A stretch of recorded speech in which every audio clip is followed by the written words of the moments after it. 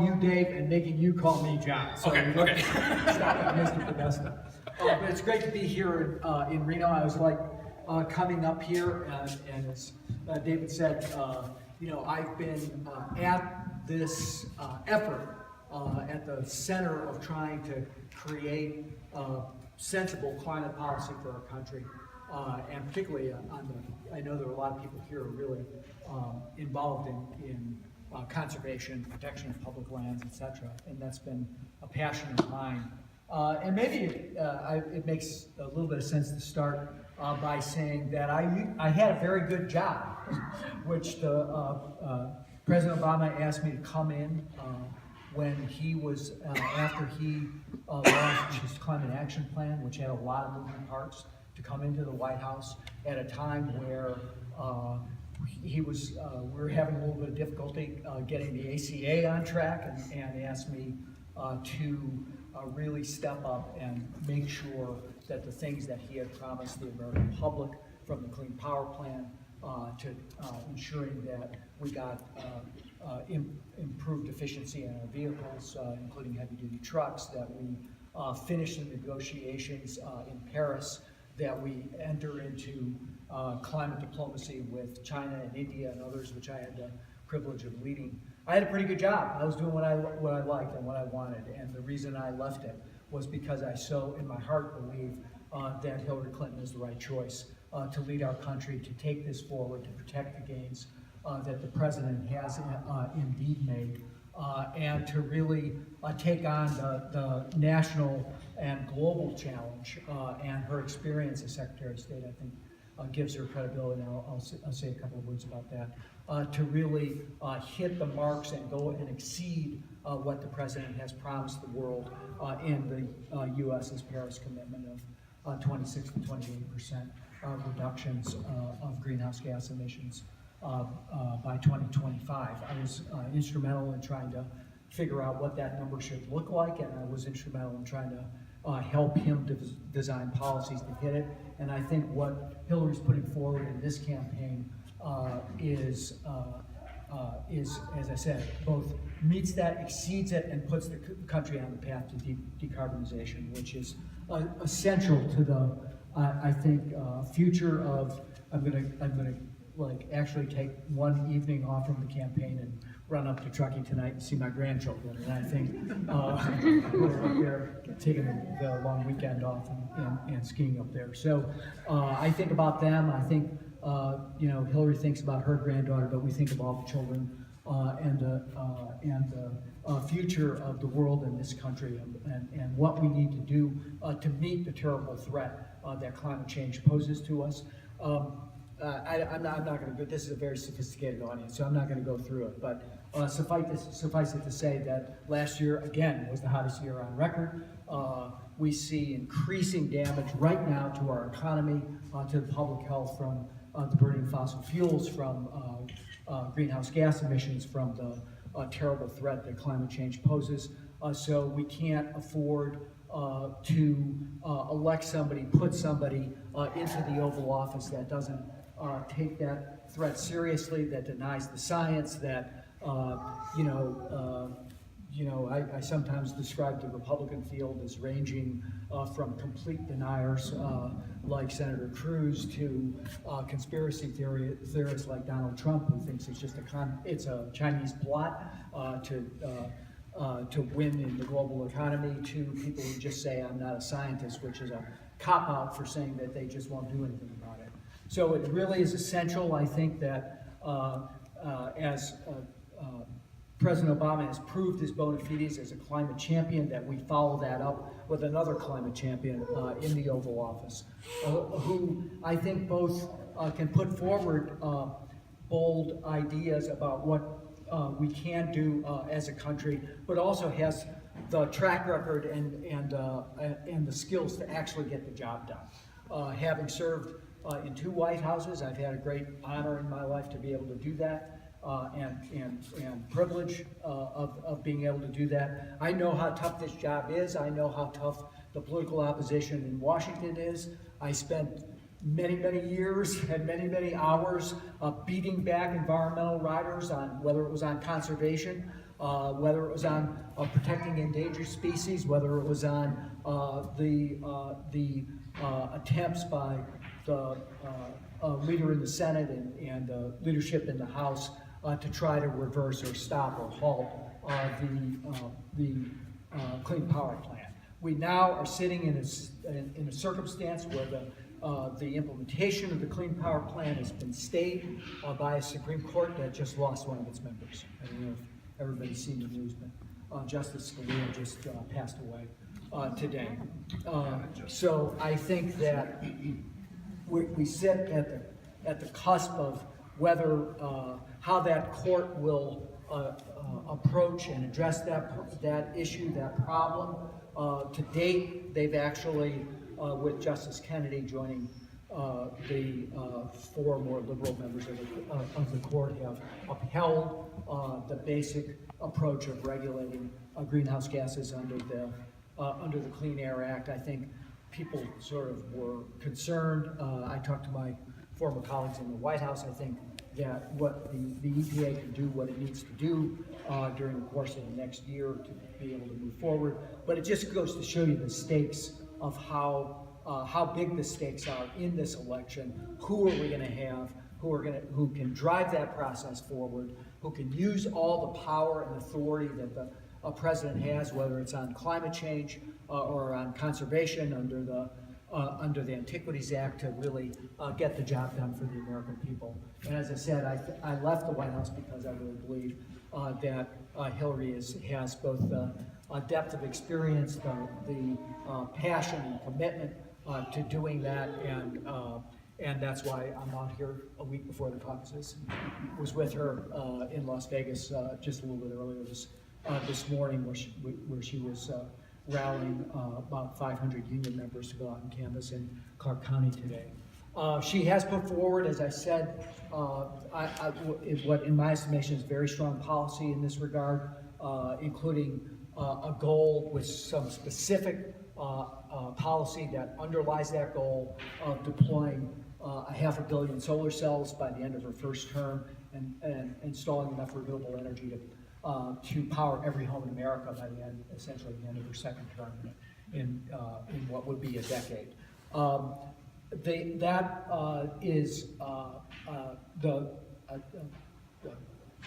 Do a detour a little bit on the situation in Nevada right now. I think that at its heart is built around both the ability to keep driving down the cost of renewable energy, to keep making at the federal policy level the right investments, both to improve the technology, but also to support the PTC and the ITC, the investment tax credits that deploy renewable energy. But I think fundamentally it also engages communities that want to go further, that want to overperform, that want to get with the future and to the future. And Nevada, up until maybe just a month ago or so ago, was really at the forefront of this. Before I went back to the White House, I had founded a think tank called the Center for American Progress in Washington, D.C. We did a lot of work on climate change and conservation, and indeed the person who now leads the CEQ, the Council on Environmental Quality, was our public lands expert, Christy Goldfuss, who was just helped get the president to issue a monument proclamation for the California desert, the Mojave Desert, which we're really happy to see finally get done, and work with me on the Basin and Range monument. I promised Senator Reid I would make sure it was on track to be done before I left the White House, and I would do that. But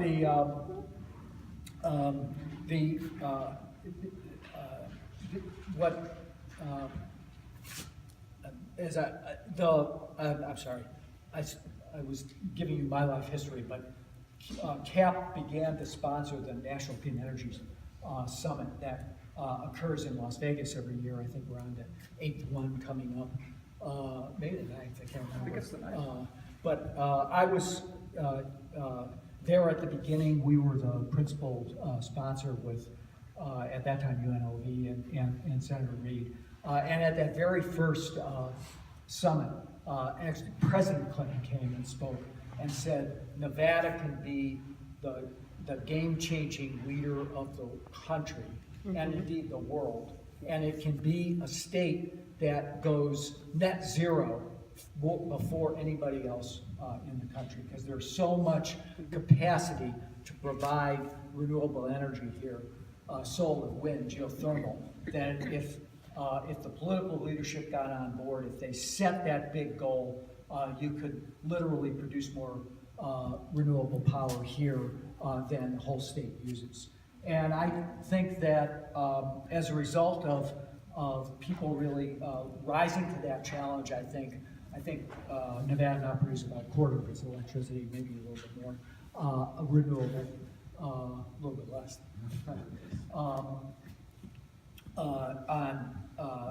through that. And so I think the decision by the PUC here to, in essence, disinvest in solar, to change the terms of the feed-in tariff is really disappointing, and I think needs to be reversed. Needs to be reversed either by the legislature, or needs to be reversed by citizen initiative through the ballot initiative process. Hillary has said that she and has supported the federal legislation that Senator Reid introduced with Senator King from Maine, to say at least you can't claw back promises that promises that have been made to people who have made the investments, the smart investments that produce jobs in the state and around the country, and expect the benefit of that. They're the kind of heroes right now of trying to change our energy system from one that's a high fossil based and one that's based on clean renewable energy. But beyond those big goals for the energy sector, which would take us beyond where, again, the current administration has gone and promised.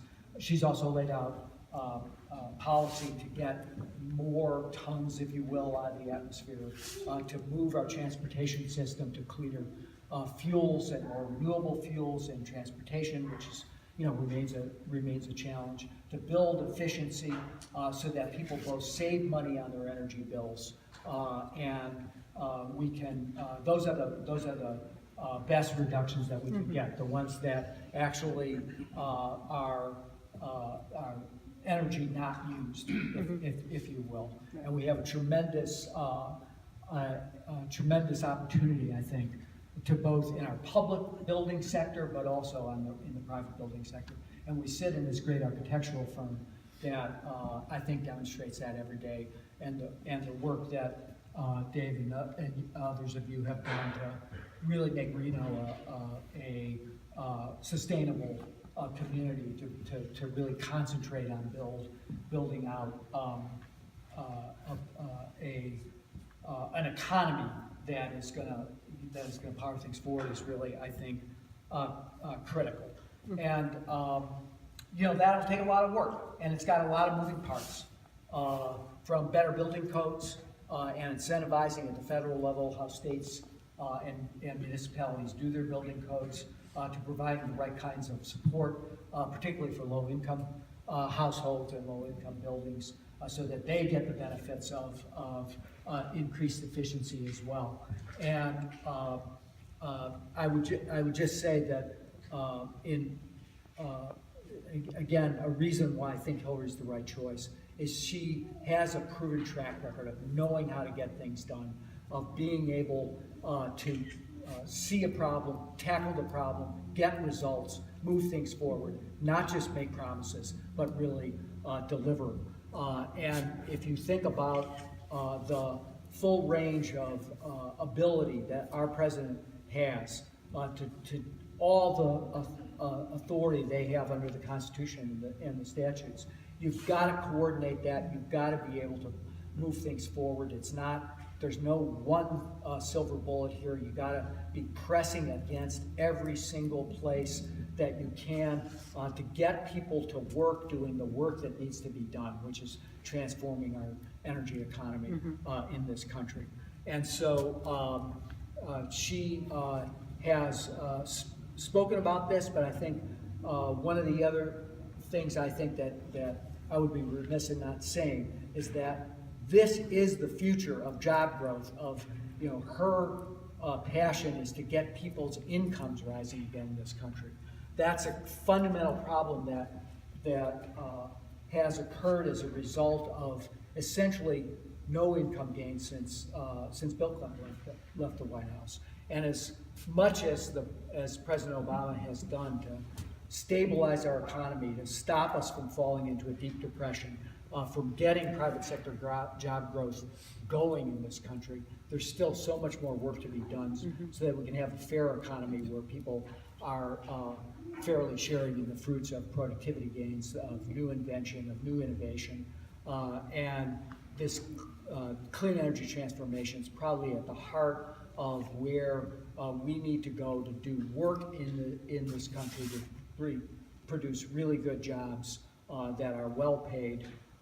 And so we will make that case, move this forward, engage with in the primaries and caucuses with Senator Sanders about who's got both best ideas and has the capacity and the track record to be able to really work to make sure that we're not just talking about what we want to do, but we have the capacity to get the job done.